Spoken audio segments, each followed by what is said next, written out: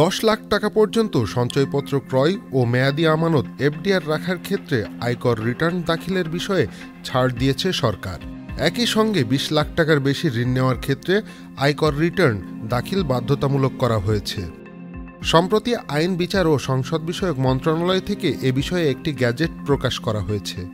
জাতীয় সঞ্চয়পত্র অধিদপ্তর থেকে জানানো হয়েছে, আগে 5 লাখ টাকা পর্যন্ত সঞ্চয়পত্র কেনার ক্ষেত্রে আয়কর রিটার্ন দাখিল করতে হতো না, এখন সেটা 10 লাখ টাকা করা হয়েছে। এর বেশি হলে আয়কর রিটার্ন দাখিল করতে হবে। এদিকে 1 জুলাই জাতীয় সঞ্চয়পত্র অধিদপ্তরের আওতায় পরিচালিত 5টি সঞ্চয় কর্মসূচির মুনাফা হার কমিয়ে প্রজ্ঞাপন জারি করেছে আইআরডি।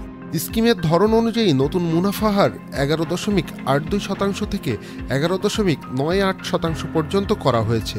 গত 1 জুলাই থেকে এই মুনাফা হার কার্যকর হয়েছে। এর আগে গত 1 জানুয়ারি সঞ্চয়পত্রের মুনাফার হার পুনর্নির্ধারণ করা হয়। সে সময় স্কিমের ধরন অনুযায়ী মুনাফা সর্বোচ্চ হার 12.25% থেকে 12.55% পর্যন্ত করা হয়। মুনাফা হার কমানো 5টি স্কিমের মধ্যে রয়েছে পারিবারিক সঞ্চয়পত্র, 5 বছর মেয়াদী বাংলাদেশ সঞ্চয়পত্র, 3 মাস অন্তর মুনাফা ভিত্তিক সঞ্চয়পত্র, পেনশনার সঞ্চয়পত্র এবং পোস্ট অফিস ফিক্সড ডিপোজিট বা ডাকঘর সঞ্চয় ব্যাংক মেয়াদি হিসাব। আগের মতো সঞ্চয়পত্রের বিনিয়োগকারীদের 2টি ধাপ রাখা হয়েছে। প্রথম ধাপে থাকছে 7,50,000 টাকার নিচের বিনিয়োগকারীরা, আর দ্বিতীয় ধাপটি হল 7,50,000 টাকার ওপরের বিনিয়োগকারীরা। জাতীয় সঞ্চয় স্কিমের আওতায় wage earner development bond, US dollar investment bond এবং ডাকঘর সঞ্চয় ব্যাংক সাধারণ হিসাব, এই 4টি স্কিমের মুনাফার হার অপরিবর্তিত রাখা হয়েছে।